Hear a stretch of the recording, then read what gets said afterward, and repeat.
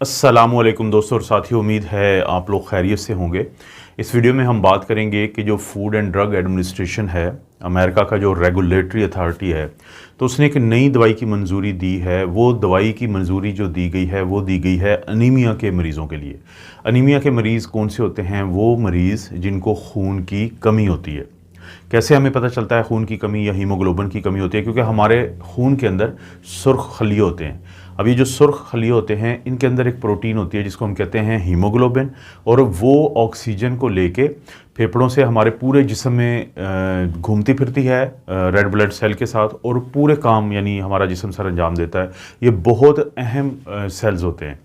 अब ये जो हीमोग्लोबिन होती है, अगर इसकी कमी हो जाए हमारे जिस्म के अंदर एक ख़ास मिकदार से नीचे, तो उसको हम अनीमिया कहते हैं। इसके लिए आमतौर पे डॉक्टर जो है सीबीसी का टेस्ट एडवाइस करते हैं, तो जिससे पता चल जाता है कि किसी को खून की कमी या अनीमिया है या नहीं है।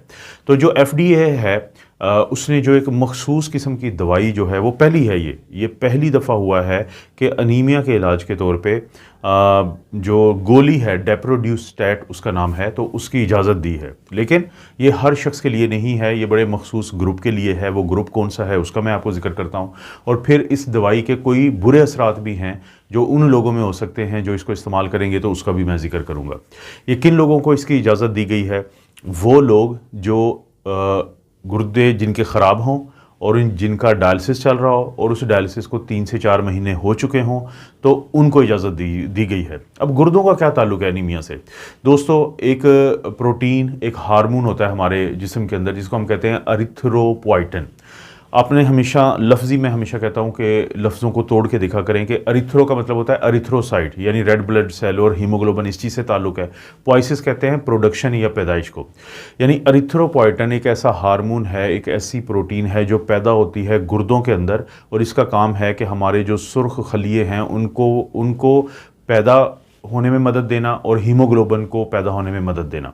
तो जब गुर्दे ख़राब होंगे तो फिर लोगों के अंदर एरिथ्रोपोइटिन जो है वो कम बनती है, और सुर्खलिये कम बनते हैं, और जब सुर्खलिये कम बनेंगे तो हीमोग्लोबिन कम बनेगी, और जब हीमोग्लोबिन एक ख़ास मिकदार से नीचे आ जाएगी तो इसको अनीमिया कहते हैं। अब जो गुर्दों के मरीज़ होते हैं, कैसे पता चलता है कि किसी के गुर्दे ख़राब हैं? हम अक्सर एक ब्लड टेस्ट कहते हैं लोगों को करवाने के लिए। वो ब्लड टेस्ट का नाम होता है यूरिया एंड क्रिएटिनिन। तो आपका यूरिया देखता है डॉक्टर, और आपका क्रिएटिनिन देखता है। जब वो देखता है कि जैसे मिसाल के तौर पे अगर यूरिया जो है वो 40-50 से ज़्यादा बढ़ना शुरू हो जाए मिलीग्राम पर डेसीलीटर, और इसी तरह से जो क्रिएटिनिन है वो 1.2-1.4 से ज़्यादा बढ़ना शुरू हो जाए मिलीग्राम पर डेसीलीटर से, तो आपके डॉक्टर को शक होता है कि आपके गुर्दे ख़राबी की तरफ जा रहे हैं। तो एक मखसूस किस्म का एक फार्मूला होता है हमारा, जिससे हम एक चीज़ का मालूम करते हैं जिसको हम कहते हैं GFR, glomerular filtration rate. Rate किसे कहते हैं? 1 मिनट में कोई भी काम कितनी दफ़ा होता है। जैसे मेरा जो हार्ट रेट है अगर वो 72 बीट्स पर मिनट है, तो इसका मतलब है 1 मिनट में मेरा दिल 72 दफ़ा धड़क रहा है। तो रेट का ये मतलब है। फ़िल्ट्रेशन क्या कहते हैं? फ़िल्ट्रेशन होता है कि सफाई, जैसे आप एक छाननी लेते हैं और आप किसी चीज़ को साफ़ करते हैं, तो वो फ़िल्टर कर रही है चीज़, चाहे वो पानी हो, चाहे वो कोई भी चीज़ हो। तो ग्लोमेरुलस किसे कहते हैं? ग्लोमेरुलस बेसिकली गुर्दों के अंदर एक छाननी होती है जो फ़िल्टर करती है, और 1 मिनट में एक मखसूस मिकदार को फ़िल्टर करती है। तो इस पूरी चीज़ को हम कहते हैं GFR, यानी जब दिल धड़कता है 72 दफ़ा, एक मिसाल दे रहा हूँ एवरेज, तो इतनी दफ़ा गुर्दों में भी खून जाता है। और जो फाजिल मादे होते हैं जैसे यूरिया है, क्रिएटिनिन है, सोडियम है, पोटेशियम है, फास्फोरस है, इनकी एक मतलूबा मिकदार तो खून में चाहिए होती है, बाकी को वो फ़िल्टर कर देता है, बाकी वो निकाल देता है। अब जैसे मैंने छाननी की मिसाल दी थी, अगर छाननी जो है वो बंद होना शुरू हो जाए, वो ख़राब होना शुरू हो जाए, तो जिस चीज़ को आप छान रहे थे, तो आप नोट करेंगे कि अब वो ज़्यादा नहीं नीचे जाएगी, नहीं फ़िल्टर होगी, और उसकी मिकदार छाननी के ऊपर वाली जगह पे ज़्यादा रहेगी। इसी तरह जब हमारे गुर्दे ख़राबी की तरफ जाते हैं, तो आहिस्ता आहिस्ता जो फाजिल मादे इसने निकालने होते हैं, तो उनकी मिकदार खून में बढ़ना शुरू हो जाती है, लेकिन हमारी जो छोटा पेशाब है उसमें कम होना शुरू हो जाती है, क्योंकि वो फ़िल्टर नहीं होता। तो उसको मालूम करने के लिए जो हमारे पास एक फार्मूला है, उसको इस्तेमाल करते हुए हम GFR मालूम करते हैं, ग्लोमेरुलर फिल्ट्रेशन रेट। अब आम तौर पे लोगों का जो नॉर्मल गुर्दे होते हैं ये, तो उनमें जो GFR है वो 90 ml पर मिनट, यानी 90 मिलीलीटर पर मिनट से ज़्यादा होता है। अब जैसे जैसे GFR कम होता जाएगा, वैसे वैसे गुर्दे की हम कहेंगे कि ख़राबी की ग्रेड ग्रेडिंग ज़्यादा होती जाएगी। गुर्दों की जो ख़राबी है वो ग्रेड 1 से लेके या स्टेज 1 से लेके स्टेज 5 तक होती है। मसलन जब किसी के गुर्दे जो हैं वो 30 जो ml पर मिनट से कम हो जाए उनका GFR, तो इसका मतलब है ये सीवियर डैमेज हो चुका है। इसे स्टेज 4 भी कहते हैं। लेकिन अगर किसी के गुर्दों में जो GFR है वो 15 ml पर मिनट से कम हो जाए तो इसको हम कहते हैं स्टेज 5, आखिरी स्टेज या एंड स्टेज किडनी डिजीज़, और इसके मरीज़ जो है वो डायलिसिस पे होते हैं। अब ये लोग जो डायलिसिस पे होंगे, जिनके अंदर अनीमिया हो चुका होगा, अभी हमारे पास क्या हल है कि हम उनको एरिथ्रोपोइसिस को स्टिमुलेट करने वाले इंजेक्शन लगाते हैं, यानी ऐसे टीके लगाते हैं जो इस चीज़ को बढ़ावा देती है। लेकिन उसके लिए मरीज़ फिर हॉस्पिटल जाता है और वहाँ जाके ये टीके लगाता है। ये डायलिसिस के मरीज़ जानते हैं कि उनको जल्द के नीचे हफ्ते में हर दफ़ा हफ्ते में या एक हफ्ते के बाद टीका लगता है, तो मैं उसकी बात कर रहा हूँ।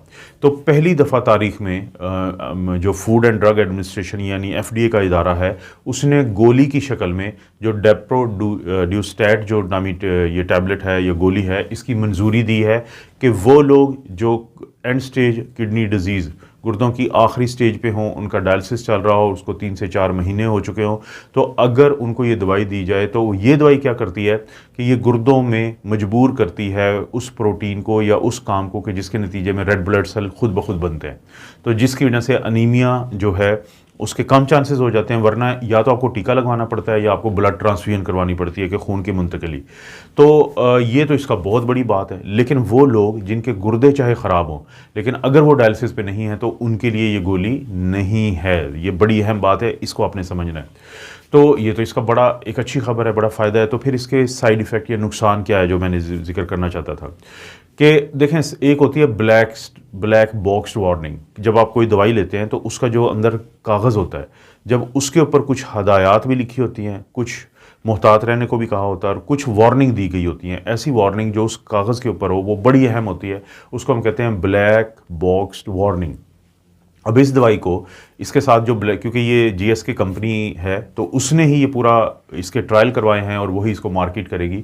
तो जो ब्लैक बॉक्स वार्निंग इसके ऊपर लिखी गई है वो ये लिखी गई है कि वो लोग जो इसको इस्तेमाल करेंगे उनमें चांसेस आम लोगों की निस्बत ज़्यादा होंगे कि ब्लड क्लॉटिंग के, इस बात के चांसेस होंगे कि खून की नालियों में क्लॉट बन सकता है, लंग्स जो होते हैं फेफड़े उनके अंदर क्लॉट बन सकता है, और इसी तरह जिस उनको फालिज वाला जो क्लॉट होता है वो बनने के चांसेस होते हैं। तो इसलिए हमेशा आपका डॉक्टर आपकी पूरी सूरत हाल को देख के ही फैसला करेगा। इसी तरह से वो लोग जिनका ब्लड प्रेशर बहुत ज़्यादा रहता है यानी अनकंट्रोल्ड रहता है, तो उनके अंदर भी फिर इस चीज़ को देखना ज़रूरी है कि क्या उनको देनी चाहिए या नहीं देनी चाहिए, क्योंकि उनको भी ये चीज़ प्रॉब्लम कर सकती है। तो ये जो डेप्रोड्यूस्टैट है ये एक कम से कम साइंस में एक अच्छी चीज़ हमारे सामने आई है कि पहली दफ़ा एक गोली जो गुर्दे के वो मरीज़ जो डायलिसिस पे होते हैं तो उनको बजाय टीके लगें, बजाय उनको ब्लड ट्रांसफ्यूजन हो, तो उनको ये टैबलेट दी जा सकती है। तो इसके बारे में मज़ीद जो भी अच्छी खबरें आएंगी तो मैं आप लोगों को ज़रूर वो आप लोगों को बताऊँगा। लेकिन इस किस्म के मरीज़ों के लिए ज़रूरी है कि वो अपने डॉक्टर से भी बात कर लें कि अगर ये गोली मार्केट में आ गई है तो इसको कहते हैं कि सबसे लो डोज पे शुरू करवाई जाएगी, तो आहिस्ता आहिस्ता फिर इसके असरात को देखा जाएगा मरीज़ों के अंदर जिनको भी डॉक्टर तजवीज़ करता है। आप लोगों को पता है कि मेरे चैनल पर इस तरह की वीडियोज़ मिलती रहेंगी। वीडियो को लाइक करें, चैनल को सब्सक्राइब करें। कोई वीडियो अच्छी लगती है तो शेयर के ऑप्शन से दोस्तों रिश्तेदारों से उसको ज़रूर शेयर कर दें। आप अपना और अपनी फैमिली का ख्याल रखें। अल्लाह ताला आपको और आपकी फैमिली को हर किस्म की बुराई, बीमारी और आजमाइश से महफूज रखे।